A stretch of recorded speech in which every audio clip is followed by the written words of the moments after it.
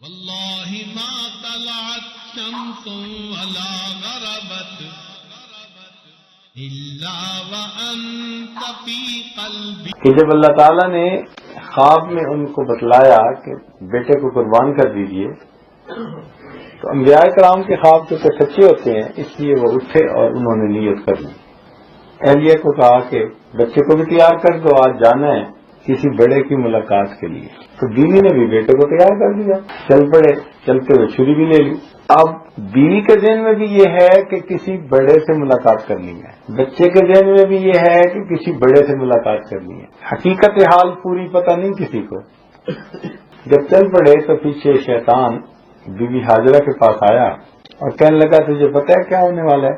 اس نے کہا نہیں. کہنے لگا تیرا خامد بیٹے کو ذبح کرنے لے کے جا رہا ہے. اس نے کہا تیری مت ماری گئی بوڑھے، کبھی کوئی باپ بھی بیٹے کو ذبح کرتا ہے؟ کہنے لگا اللہ کا حکم ہے. جیسے ہی انہوں نے سنا تو فرمانے لگی اگر اللہ کا حکم ہے تو میں اللہ کے حکم پہ راضی ہوں. تو جب اس نے دیکھا کہ یہاں تو دال نہ گلی، حضرت اسماعیل علیہ السلام کے پاس آیا. کہنے لگے آپ کو پتہ ہے کہ آپ کے ابو کہاں لے کے جا رہے ہیں؟ کہا کسی بڑے سے ملاقات کے لیے. کہنے لگے کوئی نہیں، تمہیں ذبح کرنے کے لیے جا رہا. اس نے کہا بوڑھے تجھے حیا نہیں آتی، شرم نہیں آتی کہ تو ایسی بات کر رہا ہے؟ کیا کوئی والد بھی اپنے بیٹے کو ذبح کر سکتا ہے؟ اس نے کہا ہاں اللہ کا حکم ہے. تو بچہ کہنے لگا اگر اللہ کا حکم ہے تو میں کچھ دیر بعد قربان ہونے کی بجائے ابھی قربان ہونے کے لیے تیار ہوں، میرے رب کا حکم یہ ہوا. جب یہ بھی داؤ نہ چلا تو پھر سیدنا ابراہیم خلیل اللہ کے پاس آیا. کہنے لگا جی کہ میں آپ کو ایک مشورہ دوں کہ بیٹے کو آپ ذبح نہ کریں، ذبح میں کر کے رہوں گا. کہنے لگا دیکھو قابیل نے حابیل کو جو قتل کیا تھا اس کا تذکرہ اب تک موجود ہے. کیسی بدنامی ہوئی کہ اللہ تعالیٰ نے اس کے گناہ کا تذکرہ آنے والے لوگوں میں بھی جاری کر دیا. تو آپ بھی بیٹے کو اس طرح ذبح کریں گے تو ایسا نہ ہو کہ تمہاری بھی بدنامی ہو جائے. انہوں نے کہا بدبخت تو مجھے شیطان نظر آتا ہے، میرے اس قربانی میں اور اس قتل کرنے میں کوئی مناسبت ہی نہیں ہے. اس لیے کہ اس بھائی نے دوسرے کو قتل کیا تھا نفسانی خواہش کی خاطر، اور میں بیٹے کو ذبح کروں گا اللہ کی رضا کی خاطر. جب دیکھا کہ دال نہیں گلی تو راستہ روک کے بیٹھ گیا، میں نہیں جانے دیتا. تو اپنی طرف سے تو شیطان نے پوری کوشش کی، اللہ تعالیٰ نے محفوظ فرمایا. یہی وہ جمرات ہیں جو حج کے موقع پر پتھر مارے جاتے ہیں، اس کی یاد تازہ کی جاتی ہے. اب آگے جب ذرا کھلی سی جگہ آئی نا تو بیٹے نے پوچھا ابو آپ کہہ رہے تھے کسی بڑے سے ملاقات کے لیے جانا ہے، تو کہاں جانا ہے؟ اب سیدنا ابراہیم خلیل اللہ نے ان کو فرمایا کہ بیٹے انی ارا فی المنام انی اذبحک فانظر ماذا تری، میں نے خواب دیکھا ہے کہ تمہیں ذبح کر رہا ہوں، کہو بیٹے کہ تمہاری رائے کیا ہے. تو مفسرین نے یہاں نقطہ لکھا کہ یہ نہیں پوچھا کہ بیٹے اگر تم راضی ہو تو تمہیں ذبح کر دوں، نہیں راضی تو کچھ نہ کروں. نہیں، پوچھنے کا مقصد یہ تھا کہ بیٹے تجھے ذبح کرنا ہے، اگر تو تیار ہے تو تیرے ساتھ ماننے والوں جیسا سلوک کروں گا، اگر تیار نہیں تو نہ ماننے والوں جیسا سلوک کروں گا. میں نے تجھے اللہ کے نام پہ ذبح ضرور کرنا ہے. اور بیٹا بھی ایسا سبحان اللہ کہنے لگا یا ابت افعل ما تؤمر، ابا جان جو آپ کو حکم ہوا آپ کر گزریے.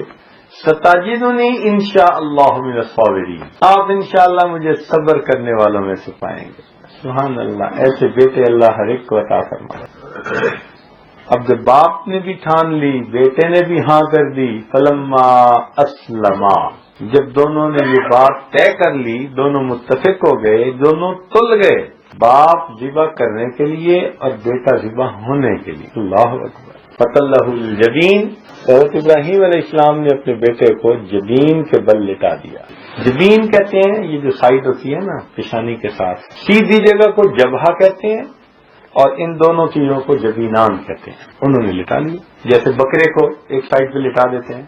ایسے میں حضرت اسماعیل علیہ السلام نے عرض کیا، کتابوں میں لکھا ہے کہ ابا جان میں چھوٹا ہوں، جب آپ مجھے ذبح کرنے لگیں گے تو ایسا نہ ہو کہ میں اس وقت تڑپنے لگوں، تو آپ مجھے باندھ دیجیے. حضرت ابراہیم علیہ السلام کے ہاتھ میں رسی تھی، آپ نے اس کو باندھ دیا.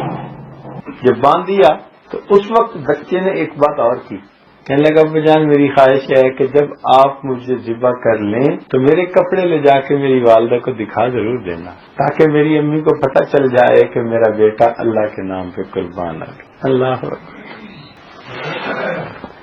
سیدنا ابراہیم علیہ السلام نے اپنی بھی آنکھوں میں پٹی باندھ لی کہ ایسا نہ ہو کہ میں بچے کو دیکھوں تو میرے اپنے ہاتھ کے اندر کوئی سستی رہ جائے. آنکھوں کو بند کر لیا, بیٹے کو لٹا لیا, اپنی طرف سے بیٹے کو قربان کیا. آنکھ کھولی تو اللہ نے بیٹے کی جگہ مینڈا وہاں رکھا, قربانی قبول ہو گئی. تو گویا سال کی ابتدا قربانی سے شروع ہوئی اور سال کا اختتام کس پر ہوا؟ قربانی پر. فرق اتنا ہے کہ ابتدا جو ہوئی محرم میں وہ ذاتی قربانی سے ہوئی, اپنی جانی قربانی, اور ذی الحجہ پر جو اختتام ہوا تو وہ اولاد کی قربانی. گویا اس زندگی میں مومن کی ابتدا بھی قربانی اور مومن کی انتہا بھی قربانی.